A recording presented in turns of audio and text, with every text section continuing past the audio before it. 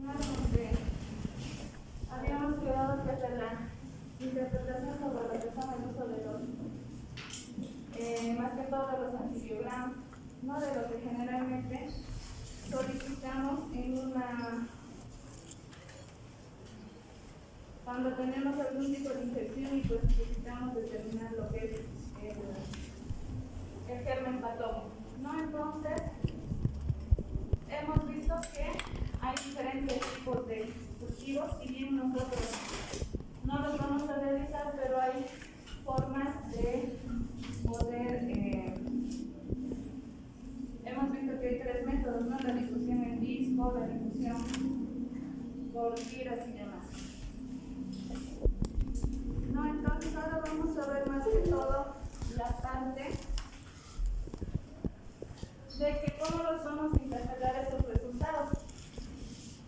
Es muy importante, como les decía, estos resultados nos van a dar una mayor pauta. ¿En qué sentido? Si bien nosotros inicialmente vamos a sospechar de una neumonía y esa neumonía sabemos que el germen principal va a ser el neumococo, entonces nosotros vamos a empíricamente iniciar el tratamiento para el neumococo, ¿no? Y pues obviamente estos resultados nos van a dar la sensibilidad. O sea, ¿qué quiere decir? Que este neumococo, de acuerdo al cultivo que nosotros vamos a realizar, vamos a ver si este germen es sensible, que nos los van a determinar. La sensibilidad va a ser sensible o va a tener una sensible, significa que vamos a poder atacar ese germen y lo vamos a poder, si ustedes quieren, destruir fácilmente, o sea, lo vamos a poder eliminar. Cuando va a haber una sensibilidad intermedia, significa que nos va a costar, ¿no? O sea, como que sí nos va a ayudar o como que no nos va a ayudar. Y vamos a llamar cuando es resistente, cuando por más de que le demos ese antibiótico, no va a resultar de algún efecto beneficioso. ¿No? ¿Por qué? Porque la concentración inhibitoria mínima es muy alta, ¿no? Entonces esa parte de cuando vamos a ver en los resultados de los cultivos que son resistentes, entonces significa que ese antibiótico, por más bueno, por más excelente que sea, pues lastimosamente no va a resultar. Entonces generalmente cuando se pone una placa de Peyer, independientemente cuál sea el caldo de cultivo, sea agar sangre, agar chocolate, se siembran los discos que están impregnados de antibiótico. Entonces, de acuerdo al halo donde vaya a desarrollar, significa que hay mayor sensibilidad, ¿no? Mientras más corto sea el halo, va a haber un cierto grado de resistencia, ¿no? Por ejemplo, acá prácticamente el halo es muy pequeño, acá no se ha formado, acá tampoco, pero sí con estos dos, pero aquí vemos que posiblemente va a haber una sensibilidad intermedia. No, esa parte prácticamente, si bien nosotros no lo hacemos, pero lo hace el personal de bacteriología. Es muy importante que ustedes recuerden de sus clases de farmacología las terminologías de qué es bactericida, qué es bacteriostático, porque eso obviamente les va a servir, ¿no? Entonces, cuando un antibiótico, un determinado germen, tiene una actividad bactericida, lo vamos a llamar bactericida a ese antibiótico. ¿Por qué? Porque en menos de 24 horas, entre 20 a 24 horas, va a erradicar o va a disminuir el número de las unidades formadoras de colonias en un 99.9%. Entonces, esto significa que este antibiótico es bactericida. ¿Y cómo lo vamos a saber? ¿Cómo nosotros vamos a poder determinar esa actividad bactericida? Primeramente, la actividad bactericida se lo va a determinar en el laboratorio. Nosotros no lo estamos determinando, ¿no? Entonces, va a ser una actividad laboriosa porque tiene que sufrir algunas otras pruebas. Y pues obviamente esto van a tener diferentes criterios, diferentes métodos que los personales de laboratorio van a ir utilizando para poder determinar si realmente tiene una actividad bactericida o es una actividad bacteriostática. Obviamente esta capacidad que va a tener el germen que va a responder en laboratorio lo vamos a llamar in vitro. ¿Qué quiere decir in vitro? O sea, que en el laboratorio ellos están viendo cómo se está comportando el germen y pues que el antibiótico pues realmente está dando un efecto positivo. Laboratorio lo va a reportar de esa forma, pero a nosotros nos toca ver la parte in vivo, si ustedes quieren, que eso obviamente lo vamos a ver con la evolución del paciente. Si laboratorio nos ha dicho que con un antibiótico X ese germen ha resultado ser sensible a ese antibiótico, pues entonces en vivo en el paciente nosotros tenemos que ver que ese paciente evolucione favorablemente, ¿no? O sea, ¿qué quiere decir eso? Que no va a tener ya fiebre, no va a tener algunas molestias, el mismo paciente se va a sentir mejor. Los leucocitos, si se ve una infección bastante importante en la sangre, pues los leucocitos van a ir disminuyendo progresivamente y demás. Entonces significa que tanto laboratorialmente como clínicamente ese paciente ha respondido favorablemente y que esta actividad bactericida pues ha tenido su significancia. Entonces vamos a ver que una vez que hemos determinado la naturaleza de la infección, el antibiograma va a jugar un papel muy importante, ¿no? Porque nos va a determinar, no solamente nos van a determinar en el cultivo la presencia del germen, sino también va a determinar la concentración del germen que hay en esa secreción que hemos mandado. Nos va a determinar también, bueno, esta concentración se lo va a hacer a través de la concentración inhibitoria mínima, ¿no? Y esto obviamente al hacer la cuantificación de la concentración inhibitoria mínima, se va a ver, se tiene que demostrar laboratorialmente cómo está funcionando este antibiótico frente a este germen. Sabemos que hay algunas partes de nuestro cuerpo donde no van a penetrar fácilmente. Una de ellas es la barrera hematoencefálica. ¿No? Ustedes saben que la barrera hematoencefálica está sumamente bien protegido, cuidando órganos bastante nobles como es el sistema nervioso central, el cerebro, líquido cefalorraquídeo, ¿no? Entonces todo el sistema nervioso central, si ustedes recuerdan por anatomía, está, si ustedes quieren, bastante, pues uno de los sistemas que está mejor resguardado, si ustedes quieren, ¿no? Incluso si ustedes recuerdan la anatomía, los huesos del cráneo no son de la misma característica y consistencia que de los otros, del resto del cuerpo, ¿no? Entonces, para que el antibiótico pueda penetrar a lo que es el sistema nervioso central, necesita tal vez más cantidad de antibiótico que en el resto del cuerpo, ¿no?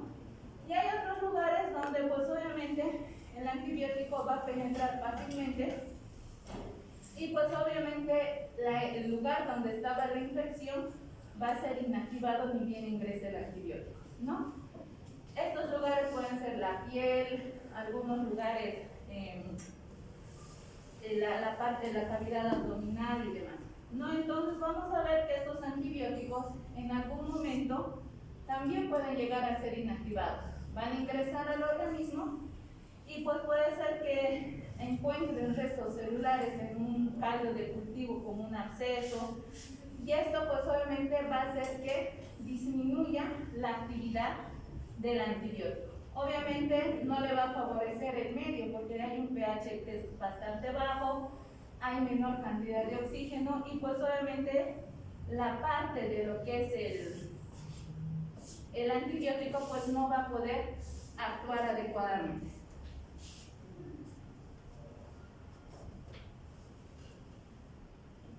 Antes de dar un antibiótico, nosotros tenemos que ver cuál es la naturaleza del huésped. ¿Qué factores nosotros tenemos que tomar en cuenta? Si bien hemos visto que en laboratorios in vitro, esos medicamentos, esos antibióticos, van a hacer frente o se van a enfrentar adecuadamente a ese germen, pero nosotros tenemos que tener en cuenta muchos factores. Antes de dar un antibiótico, ¿qué es lo primero que nosotros preguntamos? ¿Perdón? A ver, levanten la mano un poco. Si se equivocan, no hay problema, estamos para corregir. El tema de la resistencia. ¿Cómo vas a hacer el tema de la resistencia? ¿Cómo le vas a preguntar al paciente?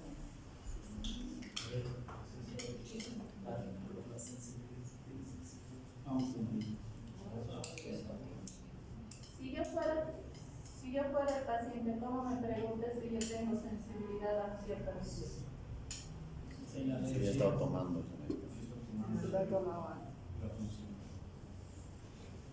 Más que eso hay muchos factores que van a invadir en un huésped antes de que nosotros podamos elegir el antibiótico adecuado y correcto. Podemos dar el mejor antibiótico, pero ¿qué pasa si ese paciente es alérgico? No le vamos a poder dar, ¿verdad? O si la mujer está embarazada, o si el familiar, o si es una persona de la tercera edad, o es un niño, o en el peor de los casos, si ese paciente está tomando alguna medicación porque es un paciente cardíaco, pues hay que ver muchas cosas. Entonces, antes de escoger los medicamentos, lo primero que tenemos que preguntar, como les decía, son el tema de las alergias, ¿ya? Las alergias, todo el mundo las conoce, las ha visto y si no, las han vivido en carne propia, ¿no? De acá por lo menos uno o dos deben tener alergia a algo, ¿no? Si no son a los antibióticos, es al polvo, al polen, al pelo de algún animal y demás. Entonces la alergia, si logran ver en la primera imagen, es algo leve, ¿no? Donde a todos hemos visto, nos han aparecido las famosas ronchas, los famosos abones que decimos, acompañados de lo que es el prurito, ¿no?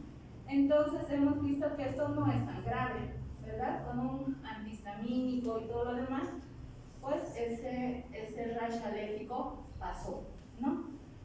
Pero ya cuando nos vamos a lo que son Steven Johnson, como pueden ver en las dos últimas imágenes, pues ya prácticamente la cosa es bastante seria, ¿no? Tal vez ustedes dirán, pero esto es un quemado. No es así.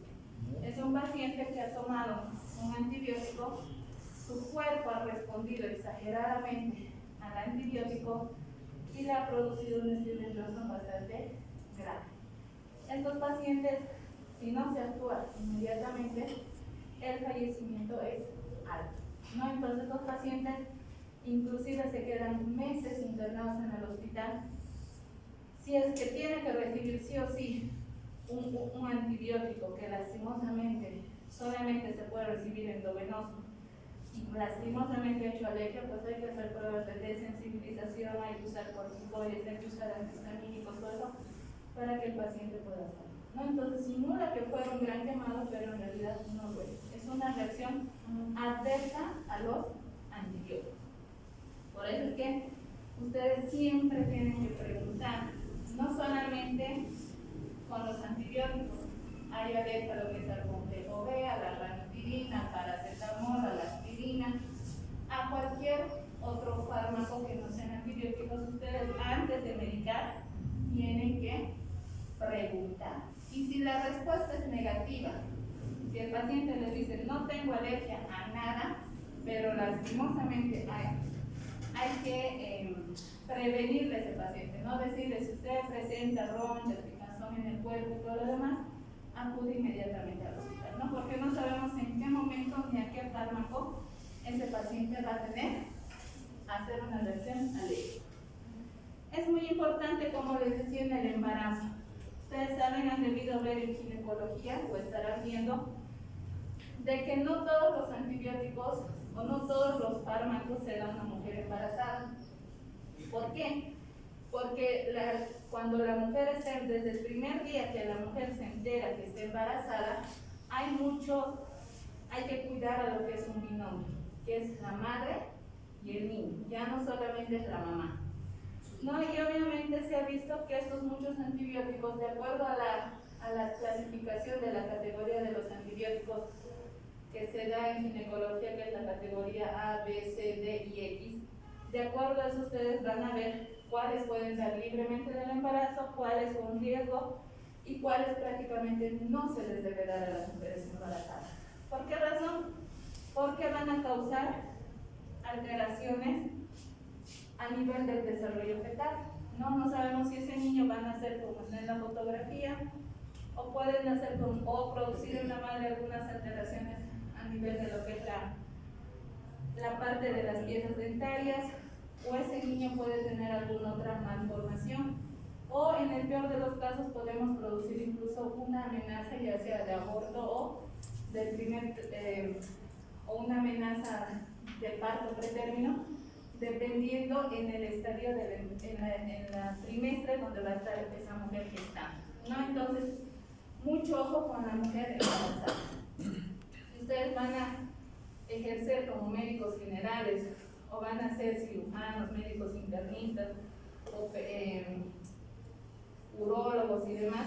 Siempre que la mujer esté embarazada, si tienen dudas de administrar un antibiótico y demás, consulten al ginecólogo. Es mejor pecar de desconocimiento a que después en nuestra conciencia esté que hemos producido una complicación o a la mamá o a ese niño, ¿ya? No es malo preguntar, no es malo pedir ayuda, ¿no? Entonces, todo se tiene que hacer por el bien del paciente. La edad también es muy importante, ¿no? No todos los antibióticos se va a dar de igual a todas las edades. Generalmente tenemos que cuidarnos de lo que son las tetraciclinas porque van a producir alteraciones a nivel dental, ¿no? Sobre todo en la parte de los niños. Y otra parte muy importante, en los niños tampoco podemos dar medicamentos que nos van a afectar lo que es el cartílago de crecimiento. Y uno de ellos vienen a ser las fluoroquinolonas, ¿no? Donde estos van a producir algunas erosiones en el cartílago de crecimiento. Y pues cuando ese niño crezca, pues lo vamos a condenar con una artropatía, ¿no? Entonces es muy importante conocer todos estos aspectos. Ya en sus rotaciones de pediatría ustedes van a ver que no les dan ninguna ciprofloxacina, ni levofloxacino, ni ningún otro fluoroquinolona a los niños. Más ellos utilizan amoxicilina, ampicilina, alguna vez utilizarán gentamicina, pero van a ver que hasta los 15 años, que es en la parte de lo que los pediatras actúan, pues van a ver que no les dan ninguna fluoroquinolona, ¿ya? Entonces eso también ustedes tienen que tener en cuenta. Bueno, hemos visto todas estas alteraciones que van a producir, pero también es muy importante saber que estos fármacos, como ustedes tienen conocimiento, se eliminan a través de lo que es el hígado y lo que es la vía renal. Y esto es muy importante que ustedes lo conozcan. Sobre todo, los antibióticos se van a dividir, si ustedes quieren, en dos grandes grupos. Donde hay algunos antibióticos que no requieren ajustar a la función renal, que por más que le demos a una dosis renal plena, ese riñón no lo vamos a malograr, como la ceftriaxona, la cipromicina, el linezolid, la amoxicilina, la doxiciclina, los podemos dar libremente. Inclusive a un paciente renal se le puede dar libremente. Pero hay otros antibióticos que sí necesariamente necesitan ajustarse a función renal, como por ejemplo lo que es la ceftazidima, vancomicina, imipenem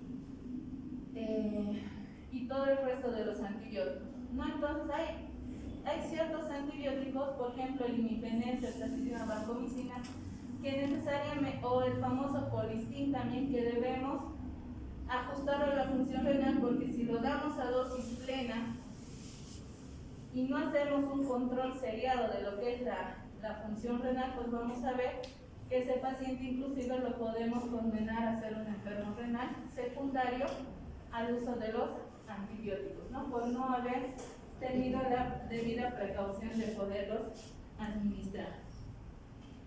Lo que les decía, la interacción medicamentosa es muy importante, sobre todo en aquellos pacientes que son cardíacos, que son pulmonares, o que por alguna X o Z razón, tal vez tienen artritis reumatoidea o es un paciente oncológico.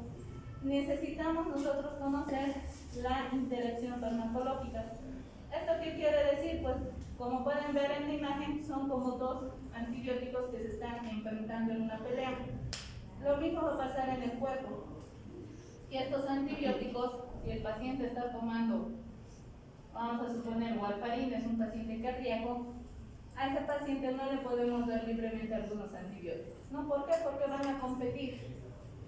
Y uno siempre tiene que ganar, ¿verdad? Entonces, ¿qué es lo que va a pasar? Puede potenciar su acción de la warfarina o puede bajar la acción de la warfarina o viceversa con el antibiótico, ¿no?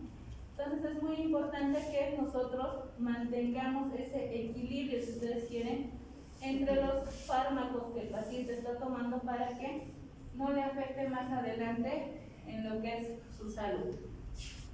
¿Hasta ahí tienen alguna duda, pregunta? No. Entonces esa sería la parte general, si ustedes quieren, es una pincelada de todo lo que vamos a ver en este semestre. Y pues como se han ido dando cuenta, hay un capítulo específico de lo que son antibióticos. Los diferentes microorganismos los vamos a ir viendo de acuerdo a cada patología que vamos a ir viendo. Y pues un tema que es muy importante que les había anticipado la anterior clase es la fiebre. ¿No? Ustedes saben que hay fiebres, cómo nosotros tenemos que estudiar a ese paciente con fiebre, y en algunos casos vamos a ver que vamos a llegar al diagnóstico, al agente etiológico, pero va a haber otro pequeño porcentaje en el cual nosotros vamos a decir no sé qué es. Y a eso se le llama la fiebre de origen desconocido, ¿no? Entonces vamos a ver acá de cómo nosotros vamos a poder estudiar a este paciente cuando un paciente está sano, o sea que no tiene alguna morbilidad o comorbilidad. Entonces, lo que ya habíamos visto más antes es de que cuando hay un proceso infeccioso siempre lo tenemos que relacionar con los microorganismos patógenos que ya habíamos visto la anterior vez, donde estos microorganismos hemos dicho que se tienen que adaptar, ¿no? Se tienen que adaptar a un medio, a un ambiente, estudiar a la población en la cual está ingresando ese germen, y pues obviamente ese germen se tiene que aclimatar, en otras palabras, ¿no? Les había puesto el ejemplo de que cuando alguien llega a un país extranjero, se tiene que aclimatar a todos, al clima, al idioma, reconocer el área donde está viviendo, ver si hay tiendas, hay un hospital, hay un colegio, hay universidad, qué trufio, qué micro voy a tomar para llegar. Entonces, así como ustedes, los que son extranjeros, se acostumbran a un país, y lo propio, si es que nosotros salimos a algún país por algún estudio y demás, pues nos tenemos que acostumbrar, ¿verdad?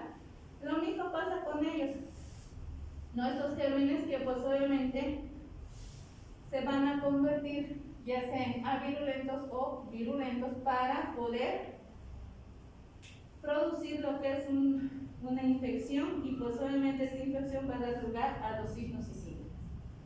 Y pues obviamente habíamos dicho que nosotros, cada uno de nosotros, desde la punta de nuestros cabellos hasta la punta de nuestros pies, estamos rodeados de bacterias, virus, que es toda nuestra flora que nos va a proteger.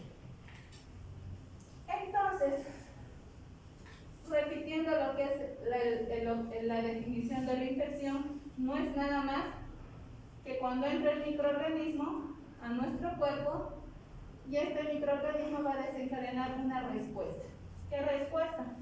Puede ser una respuesta inmunitaria, ¿no? Donde nuestro sistema inmunológico va a actuar, si va a ser una infección, dependiendo de la carga viral, dependiendo de cuántos gérmenes se van a empezar a multiplicar en nuestro organismo, va a ver si va a ser una infección sintomática que nos va a producir muchos signos y síntomas, o puede ser una infección asintomática, donde lo vamos a tener el virus o la bacteria en nuestro cuerpo, pero no vamos a manifestar ninguna sintomatología, ¿no? Entonces, vamos a ver que esto se va a deber. ¿A qué se debe si es sintomático o asintomático? Aparte de la carga viral o de la cantidad de gérmenes que debe en nuestro organismo, también se debe a nuestra respuesta inmunitaria, ¿no? Cómo nuestro sistema inmunológico va a actuar frente a ese patógeno en concreto que está ingresando. Una vez que la respuesta inmunitaria se ha activado, viene lo que es la respuesta inflamatoria, ¿no? Donde ya van a actuar linfocitos, macrófagos y nuestra cascada inflamatoria que tenemos en nuestro organismo. Y al haber esta respuesta inflamatoria, lo que va a empezar a producir lo que cuando nosotros tenemos una infección, ya sea gastrointestinal, genitourinaria o respiratoria, es la fiebre, ¿no? Muchos de nosotros cuando nos hemos enfermado, lo primero que hemos sentido es que la temperatura se ha empezado a elevar, nos hemos sentido calientes, ¿no? Entonces, hablando de fiebre, entonces, ¿qué es la fiebre? No es más, como les decía, la elevación de la temperatura corporal, ¿no? Normalmente nuestra temperatura está regulada por el sistema nervioso central y pues que esto se va a ir adaptando, ¿no? El sistema nervioso central va a jugar un papel muy importante. Entonces, normalmente nosotros tenemos dos zonas, bueno, en sí tres, donde nosotros vamos a controlar lo que es la temperatura. Antes de lo que era la pandemia, normalmente ¿dónde nos tomaban la temperatura? En la boca, ¿verdad? Entonces veíamos que nos tomaban la temperatura y generalmente nos da en un 99% de certeza que nuestra temperatura normalmente oscila entre 36 a 37.7, ¿no?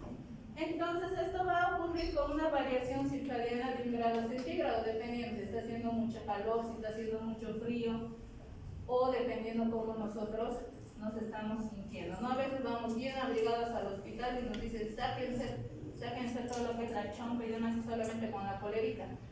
Entonces al rato nuestro cuerpo empieza a sentir el frío, ¿no? Y nuestra temperatura puede bajar 1 grado centígrado. En los niños, generalmente en pediatría, que lo van a seguir viendo a lo mejor, viendo sobre todo en los neonatos, en los recién nacidos, es la temperatura rectal que siempre les controlan a los bebés. ¿Por qué razón? Porque generalmente se dice que es la temperatura más fidedigna, ¿no? Donde tiene una variación con el sistema nervioso central de 0.4 grados centígrados. O sea que es casi nada la relación de la temperatura que nosotros tenemos internamente, nos va a dar un poco más fidedigno, ¿no? Obviamente a nosotros ya no nos van a tomar la temperatura rectal por todos los problemas, ¿no? Del pudor y todo lo demás. Pero ustedes han debido ver que la tecnología ha ido avanzando y demás, y ahora hay termómetros ópticos, ¿no? Donde ponen el termómetro en el oído y pues obviamente te sale la temperatura. Que se ha visto que también es un poquito más fidedigna que la temperatura oral y que tiene una oscilación de 0.8 grados centígrados, ¿no? Entonces, cada vez se van implementando nuevas herramientas que nosotros vamos a tener, pues obviamente para controlar la temperatura. Entonces decimos que la fiebre va a ser la elevación de mayor a 38 grados centígrados. ¿No? Algunos libros mencionan 38.3, otros dicen 38. Entonces, si es más de 38, pues ya lo consideramos fiebre, ¿ya? Obviamente el cuerpo incluso puede llegar, la temperatura puede subir a más, pero pues nuestro organismo lo va a regularizar. Generalmente vamos a decir que la infección va a ser aguda cuando va a tener una duración de menos de 2 semanas, ¿no? Que obviamente va a tener un agente infeccioso. Entonces, como les decía, se van a producir en diferentes partes de la superficie del de nuestro organismo, que puede ser sistema nervioso central, cardiopulmonar, gastrointestinal, genitourinario, incluso puede ser a nivel de lo que es la piel. La infección puede estar presente en cualquier lado, donde ustedes tienen que sospechar de acuerdo a lo que el paciente les está contando en su interrogatorio que ustedes van a hacer. Entonces ustedes de ahí van a empezar a sospechar. Entonces hemos visto que la fiebre, al igual que las otras enfermedades, tiene una fisiopatología, o sea, tiene un origen.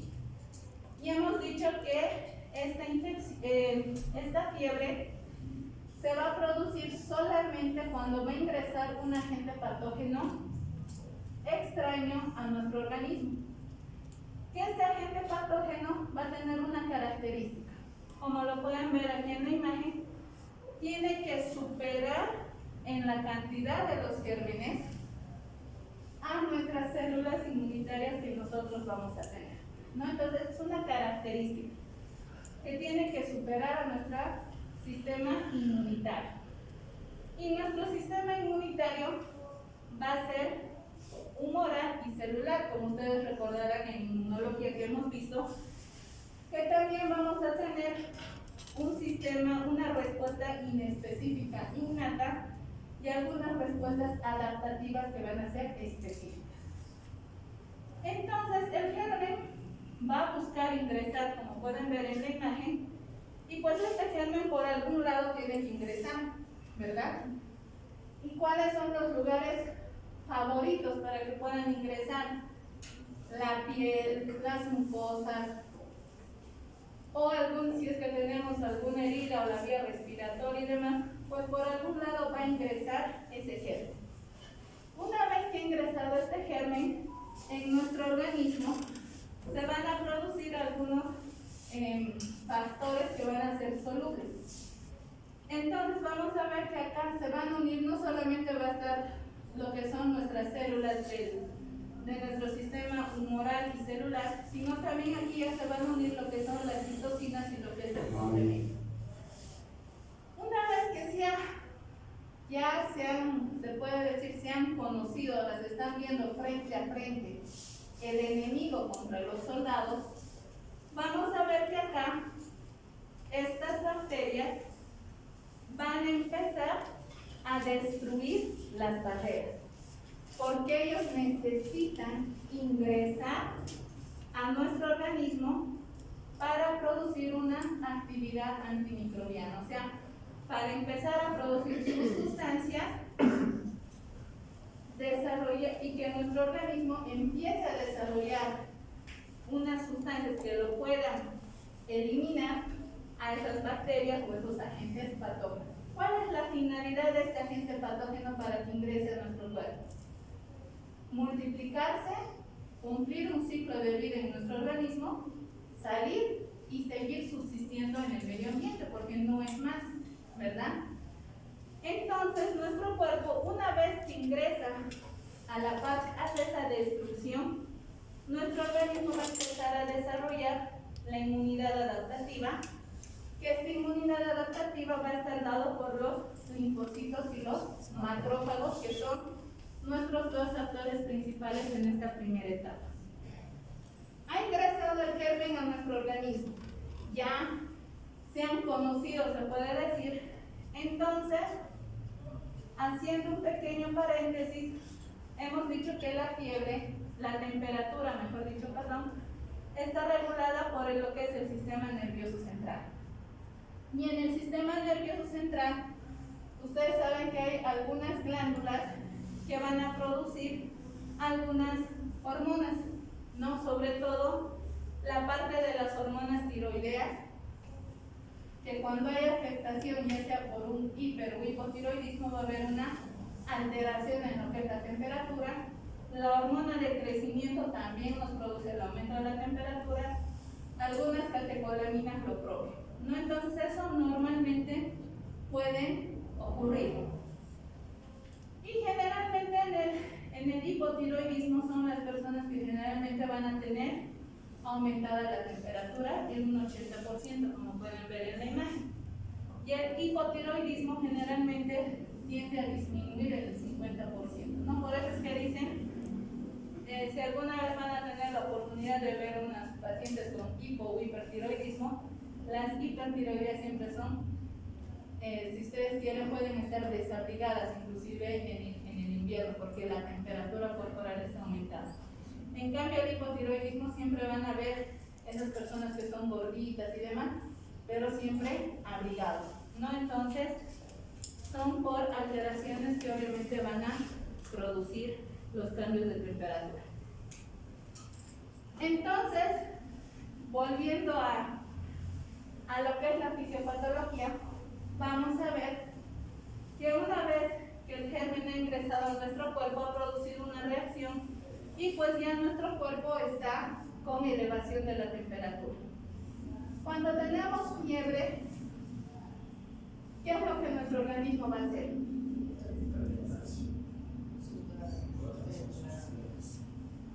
Vamos, no tengan miedo, levanten la mano. Cuando estamos en un cuarto caliente, ¿qué es lo que hacemos? Cuando ya nos empieza a fatigar la calor. Nos desabrigamos, abrimos las ventanas, las puertas, si tenemos calefacción, encendemos la calefacción, ventiladora, todo, ¿verdad? ¿Para qué? Para que ese calor que se ha acumulado dentro del cuarto, pues de alguna forma salga. En nuestro cuerpo, lastimosamente no podemos abrir ventanas, puertas, no podemos poner un calefactor dentro de nuestro cuerpo, pero sí existen la piel y lo que son los pulmones, donde se va a producir por ahí la pérdida del calor en 1/3 de lo que es el calor corporal. Por eso es que cuando estamos con fiebre, ¿qué es lo primero que hacemos? Empezamos a transpirar, nuestra respiración empieza a aumentar, empezamos a, como los perritos, a jadear si ustedes quieren, para poder eliminar de alguna forma el calor excesivo que tenemos en nuestro organismo, ¿no? Y pues obviamente tratar de llegar a la temperatura corporal. Entonces, al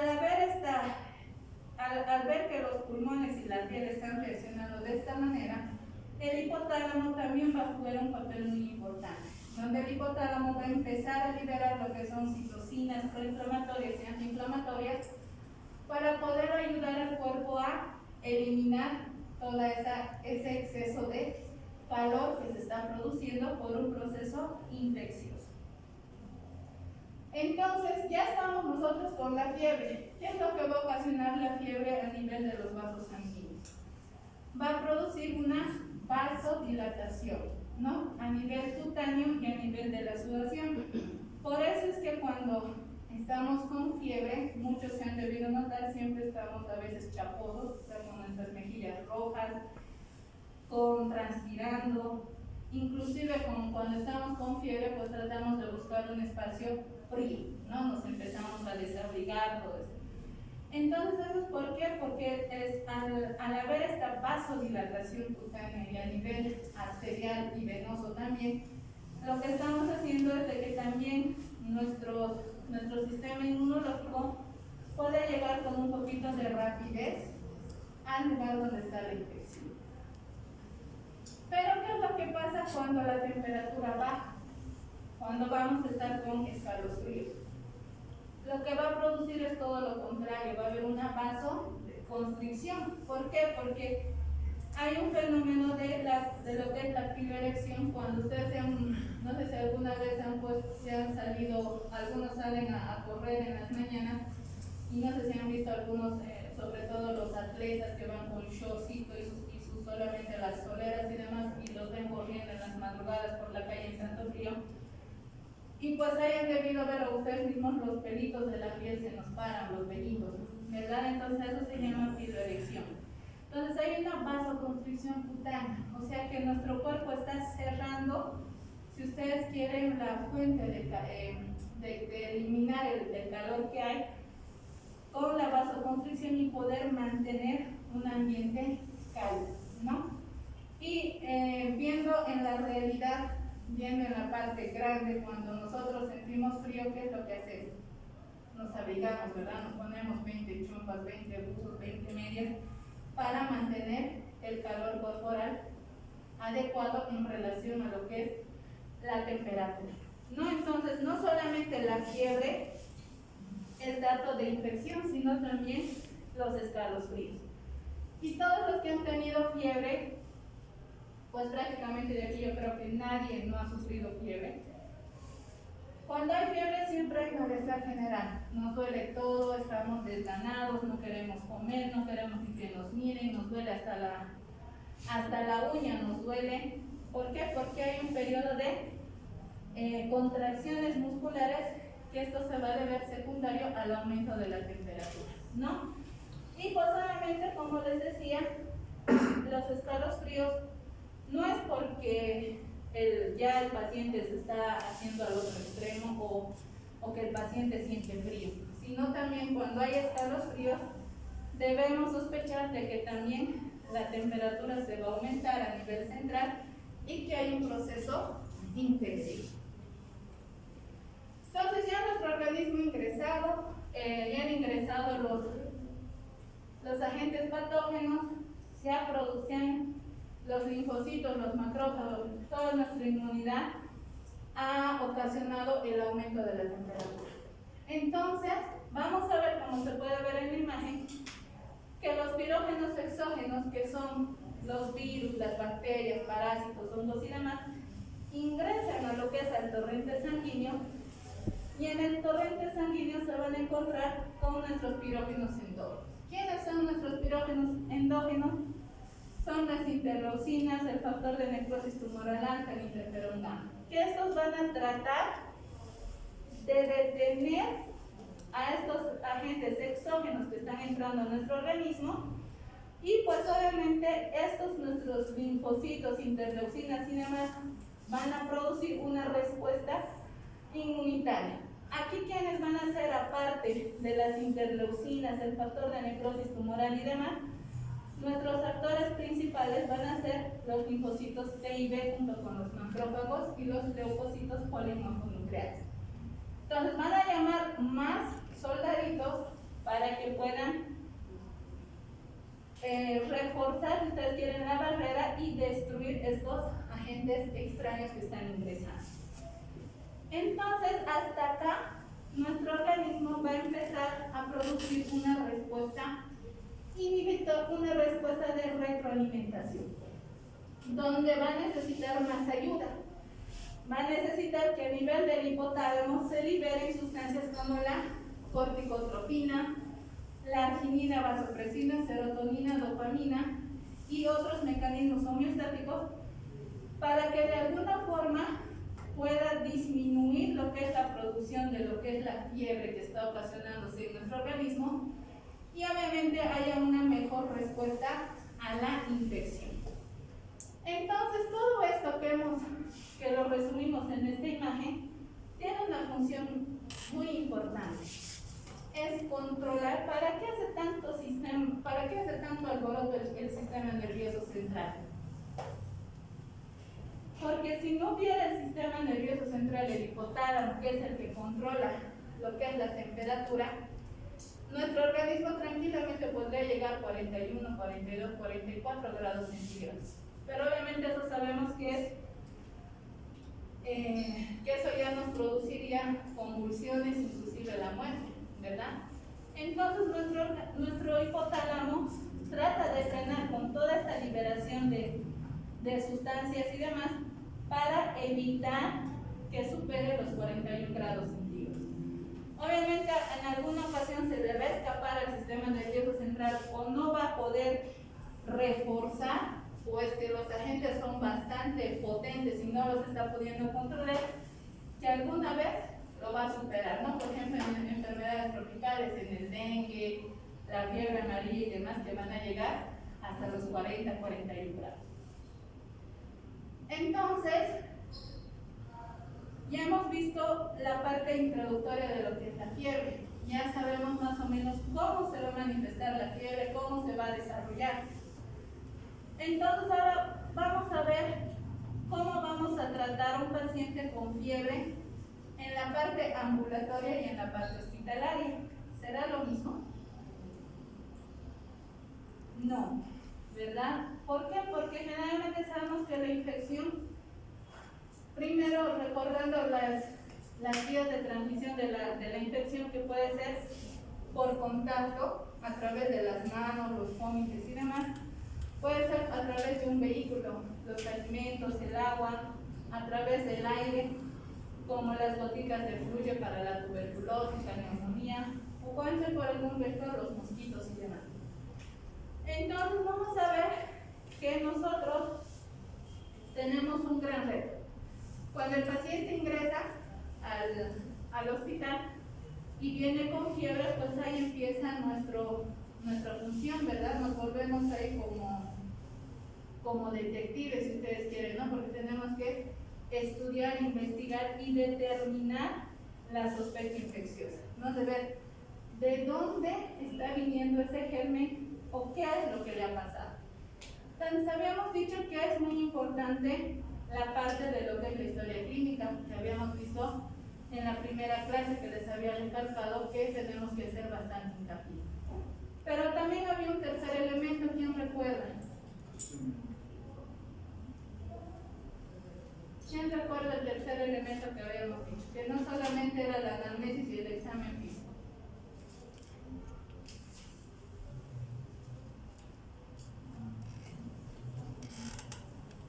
Hemos dicho que es la parte de epidemiología, ¿verdad? Entonces acá tenemos que interrogar si el paciente ha viajado recientemente, porque habíamos dicho que no en un país, si bien se dividen por estados, por departamentos y demás, cada territorio de cada país es diferente al otro en relación a las patologías. Habíamos mencionado de que acá en nuestro medio hay algunos que son los que trabajan en la mina, más enfermedades pulmonares, en la parte del trópico más enfermedades tropicales, y si ustedes se dan cuenta, no en todos los departamentos aquí en Bolivia se ven las mismas enfermedades, ¿no? Entonces cada región tiene sus características. Y obviamente hay que ver si hay una causa secundaria que está ocasionando esta enfermedad, y pues obviamente necesitamos notificar a lo que son las autoridades de salud. Otro que nosotros tenemos que determinar es la edad.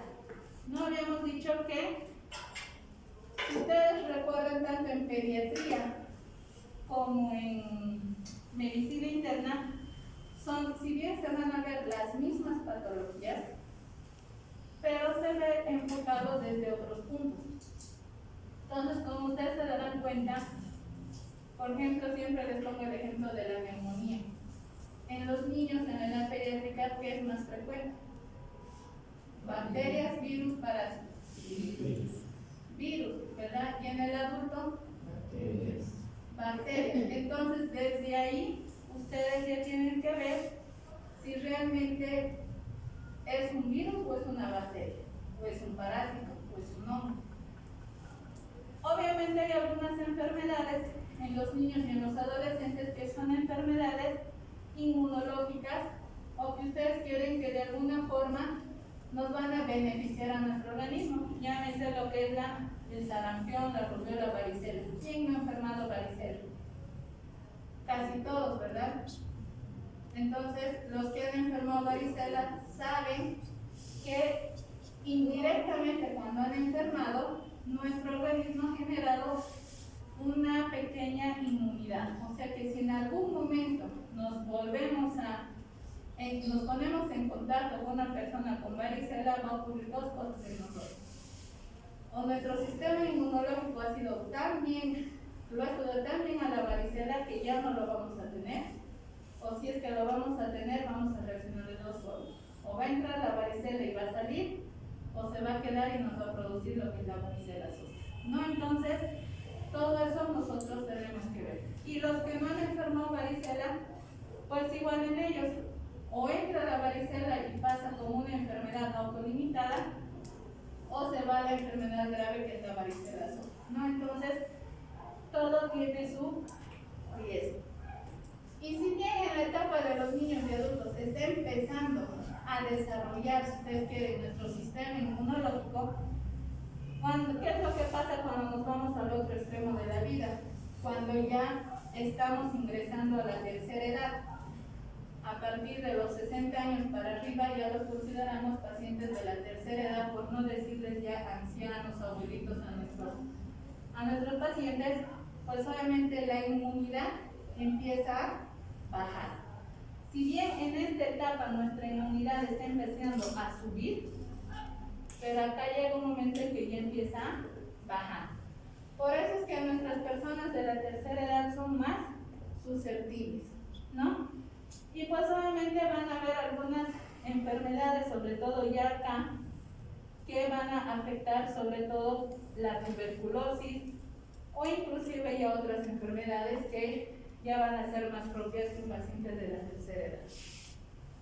Otra cosa que nosotros tenemos que indagar en lo que es la fiebre es la profesión. No todas las profesiones son iguales. No todas las profesiones estamos expuestos a lo mismo. Por ejemplo, un electricista tendrá el mismo riesgo que un policía. No. No, ¿verdad? Porque el electricista tiene más riesgo de, al no haber bajado la palanca, de electrocutarse o caerse del poste y demás cosas.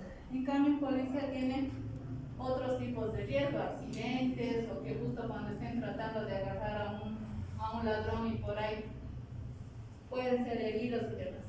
Entonces, nosotros mismos, que estamos en el área de salud, nuestro riesgo es mucho más potente que el resto de las otras profesiones.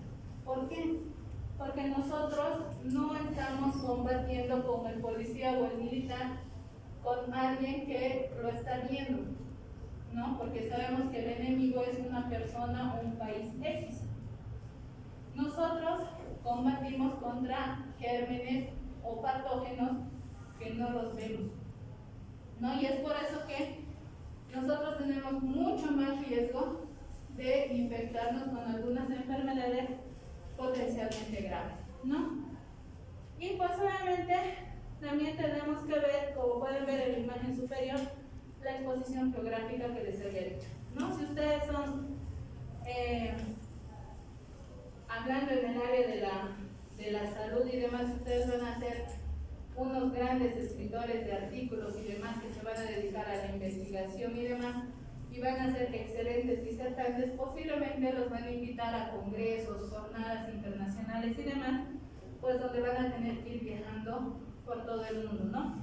Y obviamente eso significa que en algún momento van a adquirir algún tipo de infección dependiendo del tiempo que ustedes se van a quedar ahí, ¿no? Entonces, también eso es muy importante. Entonces, en la parte ambulatoria, para nosotros es un reto. ¿Por qué? Porque si ustedes se han dado cuenta, los que están en consulta externa, ¿cuánto tiempo es por paciente que se atiende? Según las normas dicen 15 minutos, pero en la realidad sabemos que no es, ¿verdad? Hay tanto paciente, pero el tiempo de atención del médico es muy corto. ¿Por qué? Porque a veces un consultorio tiene que abarcar 2 o 3 especialistas y a veces 20 pacientes lo tenemos que hacer en 1 hora o en 2 horas. Y si ustedes calculan 20 por 15 minutos, es algo inhumano que no vamos a alcanzar. Necesitaríamos las 6 horas de atención para poder atender como se debe ese paciente los 15 minutos que debemos atender. Pero lastimosamente lo hacemos a veces en 5 o en 10 minutos. En el mejor de los casos lo hacemos en 5 minutos. ¿No ven? ¿Por qué? Porque ya son pacientes, algunos ya son conocidos, tienen que recoger sus medicamentos y todo lo demás. Pero ¿qué es lo que pasa cuando es un paciente nuevo? Entonces, para nosotros decimos que es un problema. ¿Por qué? Porque en 15 minutos, si es un paciente que está viniendo con fiebre, tenemos 15 minutos para llegar a una sospecha diagnóstica de acuerdo a lo que nos está contando el paciente, a lo que vamos a revisar, y tenemos que llegar a un diagnóstico, si no es específico, por lo menos una sospecha diagnóstica en 15 minutos. Entonces, vamos a ver que hay pacientes que te van a poner la sintomatología como en el libro. Que tengo fiebre, dolor de cabeza, me duelen mis articulaciones, me duelen mis ojos, que no sé qué, me ha picado el mosquito y listo, tú dices, bueno, es una enfermedad tropical. Puede ser dengue, puede ser zika, puede ser chikungunya, puede ser fiebre amarilla, pero es una enfermedad tropical. Perfecto. Pero ¿qué es lo que pasa cuando ese paciente viene y te dice, tengo fiebre, pero me duele mi barriga, me duele la uña, que me duele el cabello, me duele mi ojo, me duele mi corazón, me duele todo, y no sabemos qué es? Entonces hay muchos pacientes que nos van a venir con una clínica inespecífica, donde no vamos a saber realmente qué tiene ese paciente. Entonces ahí vamos a tener un problema, porque si bien ese paciente tal vez no está para internarse, pero tenemos que estudiar, ¿no? Entonces tenemos que ver de dónde está viniendo esa fiebre, ¿no? Y pues obviamente tenemos que tener un equilibrio entre lo que estamos observando y lo que vamos a investigar y lo que estamos buscando. Entonces por eso es que la parte de consulta externa, el hacer un diagnóstico de fiebre y llegar a la etiología exacta es un reto para cada uno de nosotros. En cambio, en un paciente hospitalizado, vamos a ver que es mucho más fácil, ¿verdad? Sabemos que ese paciente va a estar con fiebre, el paciente reúne todos los criterios para ser hospitalizado, lo hospitalizamos al paciente, pedimos laboratorios y pues está con una leucocitosis, ¿no? Con el aumento de los glóbulos blancos. Entonces, hay un proceso infeccioso que puede ser de origen bacteriano, viral, parasitario, micológico y demás que obviamente nosotros vamos a tener que estudiar. En el paciente hospitalizado nos va a dar chance de pedir, tal vez no tan inmediatamente, pero por lo menos en 24 o 48 horas vamos a tener estudios imagenológicos, las diferentes valoraciones que nosotros vamos a poder solicitar. Tal vez hasta en 72 horas vamos a llegar a un diagnóstico con todo documentado, ¿no? Entonces ustedes se dan cuenta, en un paciente ambulatorio no lo vamos a tener en 24 o 48 horas, porque le van a decir, me han pedido ecografía, va a ir a ecografía y le van a decir, vuelva a ser de aquí a 2 días al campo. Entonces hasta que lleguen, hasta que reposen, ya va a ser una semana perdida, y ese paciente pues va a caminar detrás de sus estudios. En cambio, en un hospitalario máximo en 48 o 72 horas ya vamos a tener prácticamente todo documentado. Tenemos que ver que hay algunas enfermedades que son frecuentes y que algunas son menos frecuentes cuando hay fiebre. Cuando hay fiebre, pensar en las más frecuentes, las infecciosas, lo que es más común, infecciones urinarias. Si es un paciente que está en terapia intensiva, el catéter, los accesos vasculares como los catéteres venosos centrales, o si es un paciente que ha recibido antibióticos por bastante tiempo, pensar en una enterocolitis por Clostridium difficile. Si es un paciente que ha sido operado, hay que pensar en una infección de la herida quirúrgica. O si la estancia hospitalaria de ese paciente, o tal vez es un paciente que está viniendo ambulatoriamente a sospechar en una neumonía, ¿no? Entonces pensar primero en las patologías más frecuentes que obviamente pueda tener el paciente. En la parte no infecciosa, si bien el paciente nos va a referir fiebre, pero no estamos pudiendo encontrar un foco infeccioso, hay que pensar que hay algunos fármacos que nos van a producir fiebre. Los hematomas, tal vez esa persona se ha golpeado, se ha caído y no se ha dado cuenta y se le ha formado un hematoma y esa es la razón por la cual está haciendo fiebre. O si es un paciente que está en sus primeras 24 horas de postoperado y empieza a hacer fiebre, hay que pensar que tal vez no han drenado bien, tal vez un absceso o algo está pasando dentro de ese abdomen o de la parte donde han operado.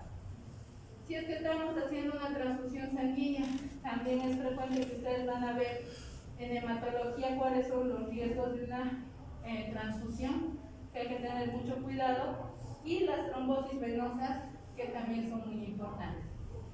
Y obviamente las menos frecuentes, pero las que sí tienen que estar dentro de nuestro arsenal de diagnósticos diferenciales, las infecciosas, como les decía, los abscesos intraabdominales, en la mujer será la endometritis o alguna enfermedad de la vía biliar, llámese colangitis, o a nivel del mediastino de los senos paranasales, que también nos van a causar algunas infecciones. Y las no infecciosas, pero las menos frecuentes, lo que son el infarto agudo de miocardio, el infarto de algún órgano como del mesenterio, insuficiencia renal, pancreatitis, o lo que son las hiperuricemias, que obviamente también nos van a demostrar algún poco infeccioso. La gravedad del paciente, pues obviamente ustedes saben que hay tres áreas en el hospital. Con en sí 4. La emergencia, que prácticamente en nuestro medio, la emergencia la mayoría de los pacientes lo ven como la consulta rápida, ¿no? Donde entra el paciente y sale medicado y con laboratorios y todo lo demás. La otra parte es de que el paciente realmente va a emergencias y realmente tiene una patología que amerita ser internado, y el médico de la emergencia tiene que discernir dónde lo va a llevar ese paciente. Ingresa a una sala general, ingresa a terapia intermedia o ingresa a terapia intensiva. ¿Y eso cómo lo vamos a saber? Por la gravedad del paciente, por las comorbilidades que ese paciente va a tener.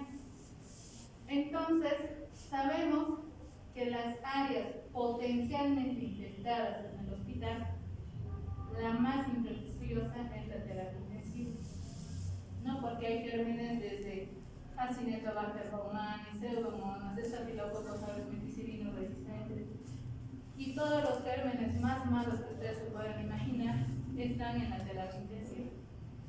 Cuando nos dicen que nuestro familiar tiene que ingresar a terapia intensiva porque realmente está mal, necesita apoyo vasopresor, apoyo ventilatorio y todo lo demás, el riesgo de ingresar a terapia intensiva y adquirir una infección intrahospitalaria representa el 80% y un poco más. Si bien le vamos a mejorar al paciente algunas cosas, pero ese paciente puede ser que salga con una infección adicional de lo que nosotros le estamos ocasionando.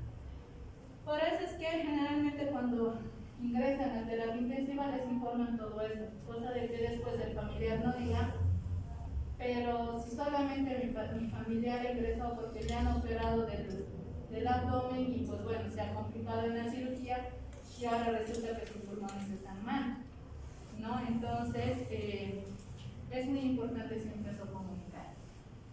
Y pues obviamente cuando hay algún daño en el hipotálamo y demás, va a haber alteraciones de lo que es la temperatura, o que estos pacientes se hayan broncoaspirado. ¿Qué significa esto? Que cuando los pacientes se los está extubando o es un paciente que está recién operado, ahí todavía estamos no tan conscientes todavía cuando despertamos de la anestesia, y pues a veces nos vienen las náuseas y demás, y a veces esas náuseas, esa secreción abdominal que estamos tratando de eliminar, no lo botamos adecuadamente y lo introducimos a la vía respiratoria, ¿no? Eso es secundario a un proceso de obnubilación que no estamos conscientemente en nuestros 5 sentidos. Y obviamente hay causas, como les decía, iatrogénicas, o sea que vamos a desconocer de dónde está viniendo esa fiebre. Entonces vamos a ir viendo de que la fiebre va a ir apareciendo con diferentes situaciones. La fiebre y los exantemas generalmente a nivel de lo que es la piel, vamos a ver que tenemos que plantearnos 2 cosas. Primero tenemos que conocer como clínicos que vamos a hacer, tenemos que conocer pues qué patógenos diferentes nos pueden causar estos exantemas. Si son bacterianos, si son virales, parasitarios, Y pues estos exantemas en algunas ocasiones se van a presentar con algún tipo de linfadenopatías, con ictericias, o inclusive pueden llegar a ser enfermedades infecciosas y no infecciosas, ¿no? Y pues en algunos casos pueden, cuando hay fiebre más una adenopatía, o sea que un ganglio está inflamado, podemos pensar desde un linfoma hasta una enfermedad por arañazo de gato o alguna otra enfermedad viral que nosotros tenemos que tener en cuenta.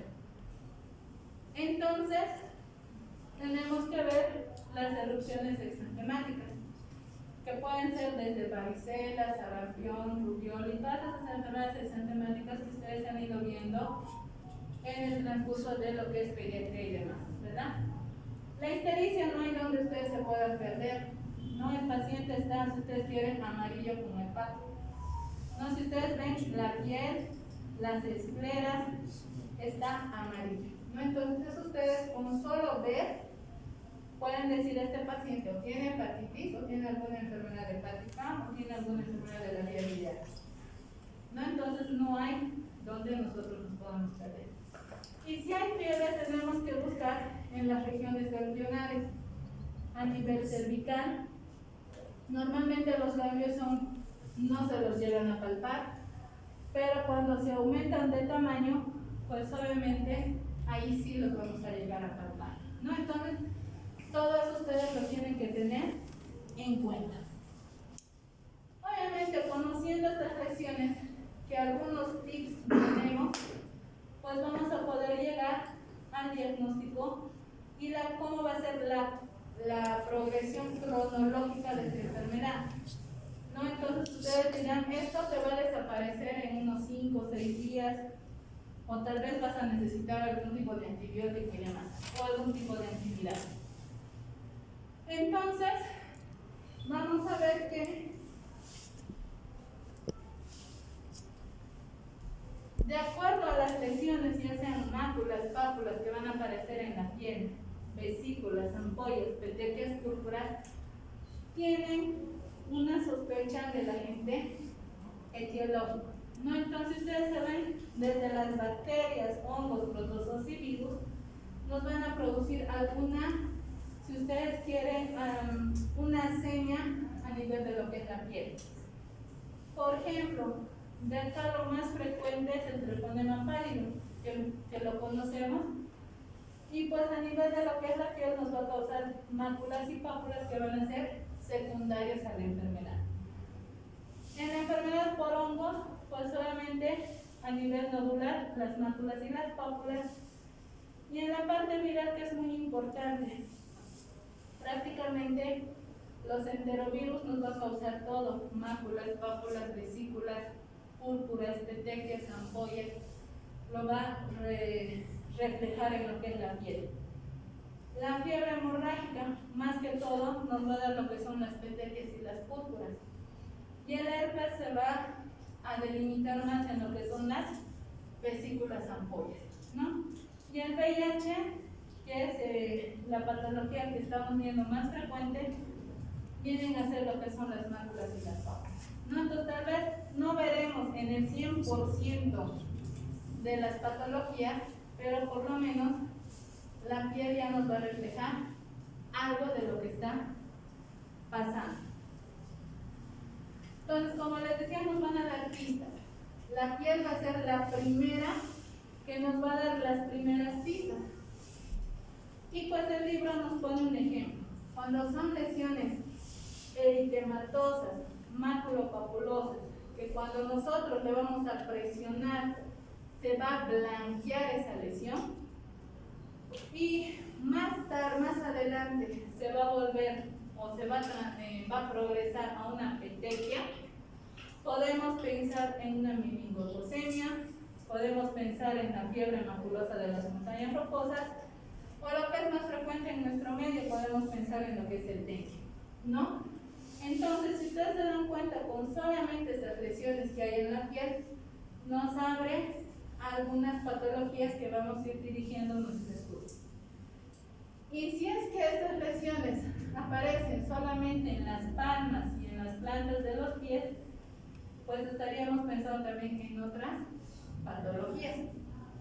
Entonces, para recordar un poquito, las máculas son lesiones planas, eritematosas, que obviamente las vamos a ver. Las petequias, si es que no logran ver, es como un pequeño puntillado, es como cuando se hacen con un marcador delgadito y se ponen puntitos en las manos, o en alguna parte, no sé si han visto, los niños generalmente se hacen, ¿verdad? Es lo mismo, ese puntillado, si ustedes quieren, son las petequias, y esas petequias o púrpuras nos indican que está pasando algo en la coagulación, ¿no? Las pápulas no es más que un poquito de sobrelevantación de lo que es la mácula. La vesícula, que todos ustedes las conocen, que son como bolsitas de agua chiquititas, que se los ve más que todo en lo que es el herpes. A los que les ha salido herpes labial saben perfectamente cómo sería entonces esa vesícula. No son ampollitas, pero en chiquitito. Y las ampollas, pues, ¿quién no ha tenido o no ha visto una ampolla? Generalmente cuando nuestra mano toca la superficie caliente, ¿qué es lo que nos sale? Es una ampolla, ¿no? O si no estamos acostumbrados a, sobre todo cuando nos hacen agarrar una pala, una picota, y no estamos acostumbrados a ese tipo de trabajo, al ver ese roce de la piel con ese objeto que ha sido bastante duro, pues nos produce las ampollas, ¿no? Que son la piel sobrelevantada con líquido en su interior. Entonces les decía, cuando solamente aparece ese puntillado, ese exantema, solamente en la palma de las manos y los pies, debemos sospechar en todos, ¿no? Desde una endocarditis, enfermedad de mano y boca, en un eritema multiforme, infección por Neisseria, infección por virus de la varicela zoster, sífilis secundaria y el síndrome de Sjögren. Tal vez aquí en nuestro medio no, pero los que se van a ir a trabajar a Europa y demás situaciones, tal vez la fiebre maculosa de las montañas rocosas, ¿no? Entonces, siempre tienen que ver en las palmas de las manos y las plantas de los pies. Si hay exantema, pensar en eso, ¿no? Entonces son algunos pantallazos que obviamente nos va a dar nuestro organismo, y pues obviamente lo vamos a ver así, con ese puntillado, ese exantema solamente en las palmas y en las plantas, o sea, no va a haber en ninguna otra parte del cuerpo humano, ¿no? Entonces eso para que se les quede.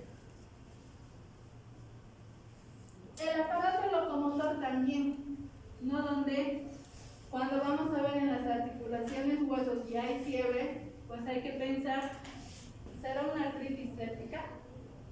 ¿Será una osteomielitis que ese paciente está teniendo y por eso la fiebre? Entonces revisamos, porque a veces el paciente viene y dice, me duele mi rodilla, o me duele mi codo, me duele mi brazo, mi antebrazo, la pierna, el muslo, qué sé yo. Revisamos y resulta de que les dice que el paciente tiene fiebre y demás, le revisamos si hay un dolor localizado que obviamente nos va a referir el paciente, pero al examen físico esa articulación o esa parte del miembro, ya sea superior o inferior, va a estar aumentado de volumen, va a estar eritematoso. Entonces ahí ya nos indica que hay un proceso infeccioso. Oyéndonos a la parte de las enfermedades reumatológicas, que tal vez puede ser una poliarteritis simétrica, puede ser una artritis reumatoidea que tal vez recién se esté empezando a manifestar. Entonces, para que no se nos olvide, cuando nosotros vamos a revisar una articulación y demás, siempre ver cómo está esa estructura anatómica. Si es que vamos a ver que hay un aumento de volumen aquí en la rodilla, bueno, no se ve muy bien por la luz, pero esto está eritematoso, está hinchado. Entonces, posiblemente este paciente está haciendo una artritis séptica, o es una celulitis, o ya se está formando un absceso, ¿no? Y cuando, o en el peor de los casos, revisamos y ese paciente pues tiene una herida en lo que es la pierna y pues vemos que incluso se ve hasta el hueso. Pedimos una radiografía y normalmente pues el hueso debería verse intacto, pero si ustedes ven acá, hay como una elevación acá en la parte del hueso, o sea que algo está pasando. La densidad no es la misma, la del hueso con esta lesión. Entonces pedimos en otras proyecciones y resulta de que el hueso está comido como si fuera una manzana, como si hubieran mordisqueado la manzana. Entonces la infección que estamos viendo acá resulta de que ha penetrado hasta el hueso, ¿no? Entonces esto ya es una osteomielitis, ¿no? Que obviamente se tienen que dar antibióticos, el traumatólogo tiene que hacer curaciones y demás, pero cuando ya no da, la infección nos gana, este paciente va a terminar con la amputación, ya sea del pie, de la pierna o hacer una desarticulación y qué sé yo, ¿no? Dependiendo de cuán grave sea la lesión. Cuando hay linfadenopatías, pero a la vez acompañado de un hepatoesplenomegalia y además hay fiebre, pues debemos pensar que ya hay un trastorno sistémico que puede ser infeccioso o no infeccioso. ¿Y esto qué vamos a pensar? Pues prácticamente tenemos todo un listado. Cuando hay adenopatías, o sea, cuando los ganglios van a estar inflamados a nivel cervical, periférico, inguinal o cuando es de forma generalizada. Cuando es cervical, pues hay que pensar, los más frecuentes son un estreptococo, que haya una infección de la vía respiratoria alta, una bronquitis, o amigdalitis, faringitis, o una tuberculosis que también nos da adenopatías. Cuando vamos a encontrar a nivel periférico, ya sea axilares o en alguna otra parte del cuerpo, pensar lo más frecuente, bueno, en lo que es la bartonela, la esporoticosis, lo que son, siendo mal pensados, los linfomas, que últimamente están apareciendo bastantes linfomas sin ser diagnosticados, alguna metástasis neoplásica que el paciente tal vez ya tenía algún tipo de cáncer, pero se está manifestando tal vez en otros lugares por el virus del herpes, ¿no? Yendo a la parte inguinal, pues lo que ustedes tienen que pensar son todas las enfermedades de transmisión sexual, chancroides, herpes, linfogranuloma venérea, la sífilis primaria que nos van a dar lo que son las adenopatías. Y de forma generalizada, como pueden ver, es prácticamente lo que se conoce como el TORCH, ¿no? Toxoplasmosis, rubiola, chagas, citomegalovirus, hepatitis, yéndonos también al linfoma también, la sífilis, el VIH, Epstein-Barr. Entonces, cuando ya aparecen ganglios, hay que pensar, si se dan cuenta es más origen viral, muy poco bacteriano, pero también existen algunos micobacterios y algunas otras agentes etiológicos más. Hay que ver si esta linfadenopatía con la fiebre, ver si es en la infancia o es en los adultos. Si es en la infancia, pues hay que ver desde las varicelas, enfermedades virales y demás. Y si es en el adulto, pues hay que ser un poquito más pensado. Obviamente no quiero decir que en pediatría, al decir mal pensados, me refiero a que podemos sospechar en algún tipo de cáncer. No, con esto no quiero decir que en los niños no hay cáncer, en los niños también puede haber cáncer. Pero en los niños vamos a ser tal vez lo último que nosotros vamos a pensar. Más vamos a pensar en enfermedades virales, como ustedes lo han mencionado, que es lo más frecuente en un niño. Pero cuando hay estos ganglios, y lo hemos estudiado, pero no estamos pudiendo llegar a un diagnóstico certero, porque le hemos pedido todas las pruebas virales, bacterianas, y todo nos está saliendo negativo, negativo, negativo. Lo que tenemos que hacer, como dice acá, la última evaluación. ¿Y esto qué significa?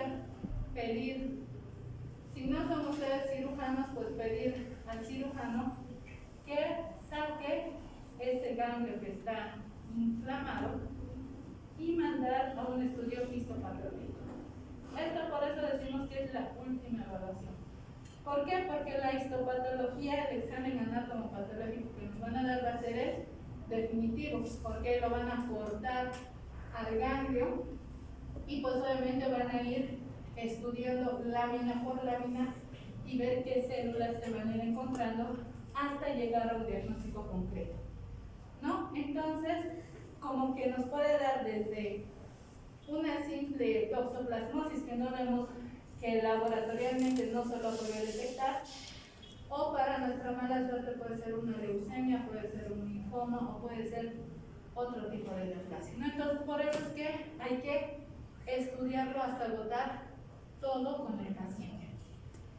Y pues obviamente si ya, aparte de la linfadenopatía, los ganglios, aparece una hepatoesplenomegalia, al hacer la revisión de lo que es la parte abdominal, pues obviamente puede ser una infección en la parte de que el hígado y el vaso se inflamen por algún tipo de infección, o puede ser también un proceso maligno, ¿no? Que obviamente se va a originar en lo que es la médula ósea, porque sabemos que el vaso, van a ver más adelante que está involucrado con lo que son las leucemias y todo lo demás, o el del sistema retículo endotelial. Entonces, bueno, acá no se ve bien, pero se ve como la imagen muestra que es un ganglio, no nada más que tomado en un paciente real, ¿no? Y pues el vaso, aquí se hace la comparación. Si ustedes pueden ver, acá es un vaso normal, que en teoría con las maniobras semiológicas es un poquito difícil de palparlo, pero cuando el vaso está aumentado de tamaño, pues ya se lo palpa un poquito mejor. Y lo mismo con el hígado. Acá vemos un hígado normal, si ustedes pueden ver, no tendría que pasar un poquito tal vez del reborde costal, pero cuando el hígado crece, pasa incluso 1 o 2 traveses de lo que es la parrilla costal y ya se lo puede palpar a lo que es el hígado. ¿Y qué es lo que vamos a pensar? Lo vamos a ver al paciente histérico, vamos a ver al examen físico que ese paciente tiene el hígado aumentado de tamaño. Entonces, nosotros, ¿qué es lo que vamos a pensar en esta lista de patologías? Puede ser un absceso hepático, como les decía, puede ser una colangitis, puede ser una fiebre amarilla, puede ser una hepatitis, una leptospirosis, paludismo, puede ser una sepsis bacteriana, ¿no? Entonces, si ustedes se dan cuenta, cada pauta que nos da la piel nos da un listado, es como si fuera una receta, ¿verdad? Si nosotros queremos hacer pan, nos va a decir usa harina, usa agua, leche, huevo, pero quieres ponerle otras cosas más al pan, aumentar estas otras cosas más, ¿verdad? Es lo mismo, la piel nos da algunas pautas. Y es acá que acá es donde hasta antes de esto, pues la cosa estaba sencilla, ¿verdad? De que la piel nos daba algunas pautas o veíamos algunas cositas, alguna sintomatología y pues llegábamos al diagnóstico fácilmente. Pero cuando se nos presenta lo que es la fiebre de origen desconocido, ¿qué hacemos? Ahí realmente tenemos nosotros, evidentemente hay fiebre, y al haber fiebre hay un proceso infeccioso, ¿verdad? Y este proceso infeccioso no está siendo fácilmente controlado. No es como cuando nos resfriamos, viene la fiebre tal vez un día, al día siguiente ya estamos mejor y todo lo demás. Entonces acá hay algo que no se está controlando y que nuestro mismo organismo no lo está pudiendo contener.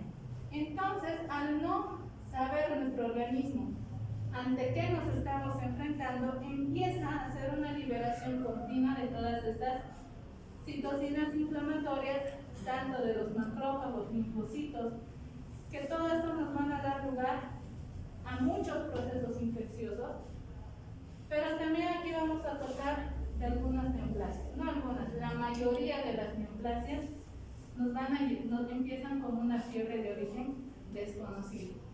Y ustedes saben que cuando hay fiebre, primero pensamos, como habíamos mencionado, en un proceso infeccioso. Pero en este capítulo de fiebre de origen desconocido, vamos a ver cómo este muñequito de ahí arriba nos estamos rascando la cabeza y con nuestro signo de interrogación gigante en nuestra cabeza, que no vamos a poder diagnosticar en el tiempo rápido que lo deberíamos hacer. Entonces, generalmente esta fiebre, cuando va a ser de origen desconocido, va a ser superior a las 3 semanas, ¿no? Donde a pesar de que vamos a investigar y todo lo demás, no vamos a poder llegar fácilmente. Y para eso existe una clasificación donde el libro lo clasifica en 3 categorías, que las vamos a ver, donde obviamente nos van a dar algunas pautas para poderlas estudiar. ¿Y cuáles son estas pautas? Como habíamos dicho, la infección encabeza con un 25 al 50% de todas las fiebres. ¿Qué infección? Todas las que ustedes quieran. Hablando de fiebre de origen desconocido, puede ser un absceso oculto, un citomegalovirus, endocarditis, un proceso intraabdominal, micosis, tuberculosis. O sea que acá nosotros tenemos un germen bacteriano, viral, micológico, micotuberculoso y todo lo demás.